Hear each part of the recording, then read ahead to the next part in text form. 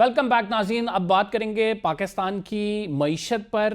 माहिर मईशत हारून शरीफ साहब हमारे साथ मौजूद हैं। बहुत शुक्रिया हमें प्रोग्राम में ज्वाइन करने के लिए। सर, हुकूमत दावे कर रही है, हुकूमत कह रही है कि वो महंगाई में कमी भी लाई है, अब जो है हालात ज़िंदगी बेहतर भी हो गए आम आदमी के, लेकिन ओपोजिशन के जो दावे हैं इसके बिल्कुल बरक्स हैं। वो कहते हैं कि हुकूमत नंबर गेम्स के साथ प्ले करती है और हुकूमत की जानिब से जो नंबर गेम दिए जाते हैं उसका हकीकत से कोई दूर तक ताल्लुक नहीं है।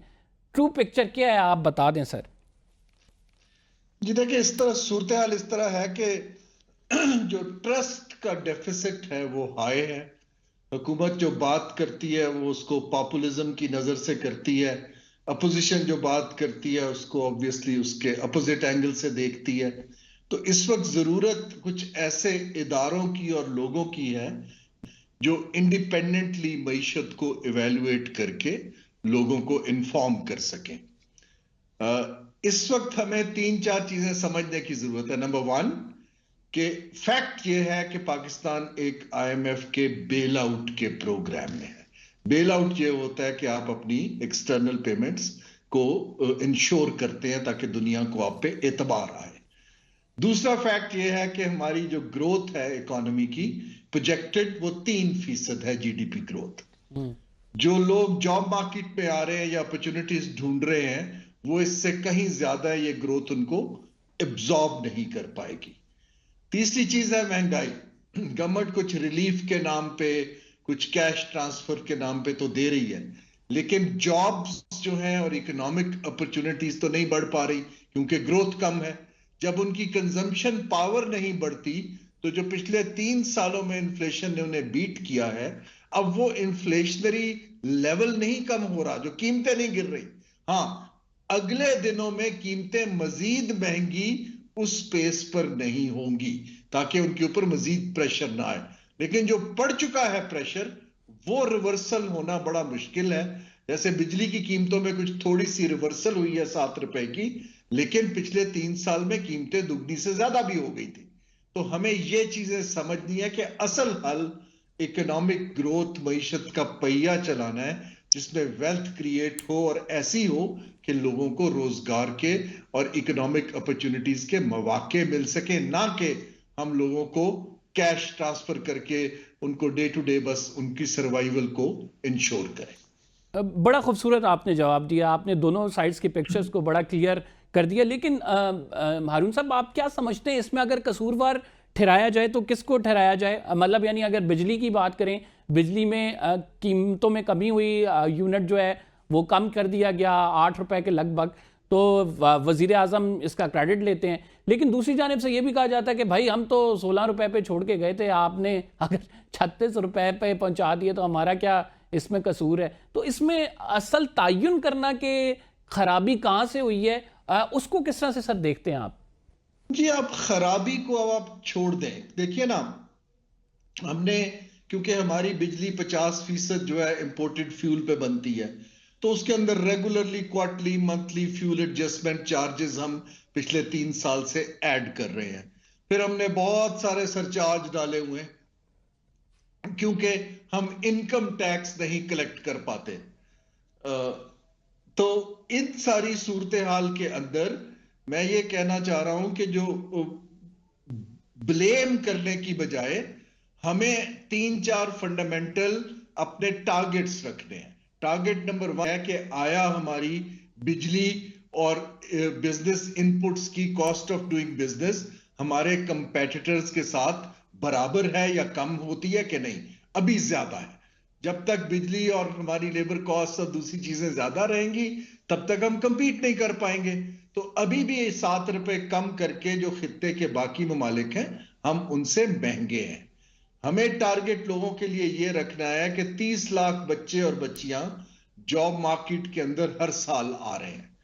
आया हम कुछ ऐसी पॉलिसी हुकूमत बना पाई है कि हमारा जो है इकोनॉमिक बेस एक्सपैंड हो, एग्रीकल्चर बेस एक्सपैंड हो और उनको एब्जॉर्ब करे, या हम सिर्फ आईएमएफ की ट्रांच और टैक्स के टारगेट्स के ऊपर ही हुक्ड अप है? ये इसको हम कहते हैं पॉलिसी चॉइसेस।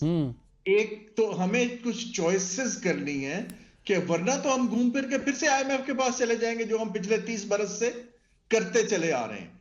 जब तक मईशत का ढांचा नहीं बदलेगा, जो 250 मिलियन लोगों को इस वक्त फीड नहीं कर पा रहा, और हम एक इंपोर्ट डिपेंडेंट मुल्क बन चुके हैं, जिस ढांचे को बदलने की जरूरत है, तो वो तो पॉलिसी से बदलेगा, वो तो इन्वेस्टमेंट से बदलेगा, ना कर्ज की ट्रांच से बदलेगा, ना आपकी छह माह के बेल आउट से तो बदलेगा, ना हारून ये साहब, आप कि हम समझते हैं कि टैरिफ किसी को। हद तक हुकूमत इसमें कामयाब हुई है, या हुकूमत ऐसे राइट स्टेप्स ले रही है जिससे वो बुनियादी तौर पे ढांचा बदला जाए?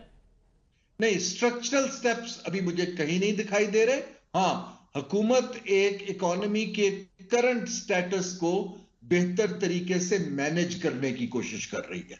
इसको बदलने की कोशिश अभी मुझे उनमें वो सलाहियत भी नहीं दिखाई दे रही, और ना ही एक कोलेशन के अंदर, क्योंकि इसमें जो फैसले होंगे उसमें बहुत सी सनतें, बहुत से लोग जो हमारे पेटनेज पे पल रहे हैं, उनको छोड़ना पड़ेगा।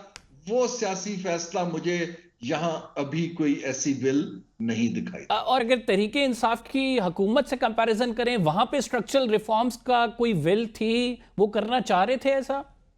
जी, वहां एम्बिशन बहुत हाई थी कि हम, क्योंकि मैं हिस्सा था उसका कि 1.5 साल कि हम करना चाहते हैं, लेकिन तहरीके इंसाफ की गवर्नमेंट के अंदर कोई हम कर इसलिए नहीं पाए कि उन्होंने बहुत ज्यादा चीजों के ऊपर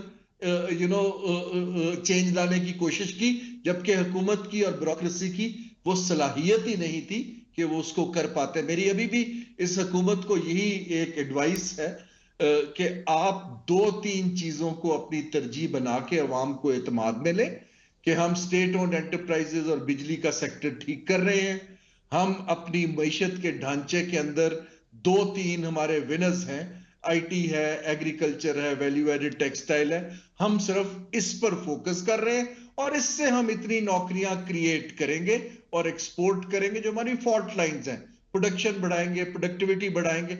अगर ये थोड़ा अपनी एम्बिशन को करके और उसमें एक्सपर्ट्स के लिए जगह निकालें, तो कोई वजह नहीं है, बाकी ममालिक ने किया तो हम क्यों नहीं कर पाएंगे। हारून साहब, आपने फिर ज़बरदस्त बात की।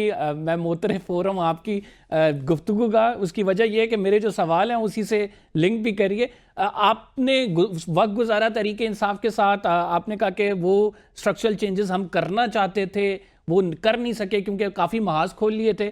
तो तरीके इंसाफ जिस चीज़ का क्रेडिट लेती है कि हमने तो बहुत बुनियादी तब्दीलियां की हैं, हमारे वक्त में ग्रोथ रेट ये था, हमारे वक्त में महंगाई इतनी थी, तो सर उन सारे दावे को किस तरह देखते हैं? फिर तहरीक इंसाफ भी उसी गेम में प्ले करती रही है जिस तरह आज हुकूमत करंट अकाउंट डेफिसिट सिर्फ मैनेज कर रही है, स्ट्रक्चरल रिफॉर्म्स की तरफ नहीं जा रही है। तहरीक इंसाफ भी फिर यही कुछ करती रही है। ये तहरीक इंसाफ ने, ये सक्सेसिव गवर्नमेंट्स जो हैं, वो पाकिस्तान के, जैसे मैंने अर्ज किया कि माशी ढांचे में तब्दीली लाने में नाकाम रहे हैं। वो टेम्पररी, जब हमारा एक फंड प्रोग्राम आता है या कोई इनफ्लोज आ जाते हैं कर्ज के, तो हम अपनी ग्रोथ को, कंजम्पशन लेड ग्रोथ को बढ़ाते हैं, जिसमें हम इंपोर्ट डिपेंडेंट ग्रोथ करते हैं। देखिए ना, ग्रोथ तो आती है जब इकोनॉमिक एक्टिविटीज होती हैं। जब आप इंपोर्ट डिपेंडेंट ग्रोथ करते हैं और एक्सपोर्ट 15% हर साल नहीं बढ़ती, फिर आपके पास 3-4 साल में सूरत हाल आती है कि हम अपनी बैरूनी अदायगियां नहीं तय पे कर पाएंगे, आप आईएमएफ के पास चले जाते हैं। आई डोंट थिंक कि जो तहरीक इंसाफ ने जो काम किया था, वो ग्रोथ 6% थी, लेकिन वो सस्टेनेबल नहीं थी, क्योंकि वो ग्रोथ फंडामेंटल इकोनॉमिक शिफ्ट पे नहीं थी।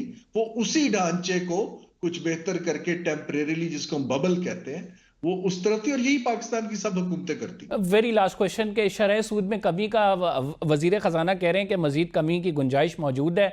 आप समझते हैं कि ये मजीद कमी होगी? किस हद तक शरह सूद जा सकता है? इससे कितना फायदा हो सकता है? ये बड़ा मुश्किल है जी प्रिडिक्ट करना। मेरा नहीं ख्याल कि आईएमएफ प्रोग्राम के अंदर हम कोई सब्सटेंशियल कमी कर पाएंगे, लेकिन इससे ज्यादा अहम एक पॉलिसी का सवाल है कि शरह सूद की चेंज का फायदा किसको हो रहा है। देखिए, 60% कर्जा तो अभी भी हुकूमत के पास है। बाकी जो कर्जा है कमर्शियल बैंक्स का, अगर आप ओनरशिप स्ट्रक्चर देखें, तो वो सिर्फ बड़े ग्रुप्स को जाता है। जहां आपको पैसा चाहिए कि आप मीडियम साइज और स्मॉल एंटरप्राइजेस को बड़ा करें, आप नौजवानों के लिए अपॉर्चुनिटीज दें, आप नई इंडस्ट्री को प्रोजेक्ट्स के लिए डेवलपमेंट फाइनेंस करें, वो तो शरह सूद का पैसा उधर नहीं जा रहा है। तो अगर आप एनालिसिस करें तो ये शरह सूद का फायदा सिर्फ एक दो कंस्टिट्यूएंसीज को हो रहा है, पूरे मुल्क को नहीं हो रहा है। थैंक यू वेरी मच हारून साहब, वेरी वैल्यूएबल कंट्रीब्यूशन। नाज़रीन, प्रोग्राम का टाइम ख़त्म हो गया है, मैशत हमने डिस्कस कर ली। फिलहाल के लिए इतना ही। कंबर जदी को इजाज़त दीजिए, अल्लाह ने के बाद।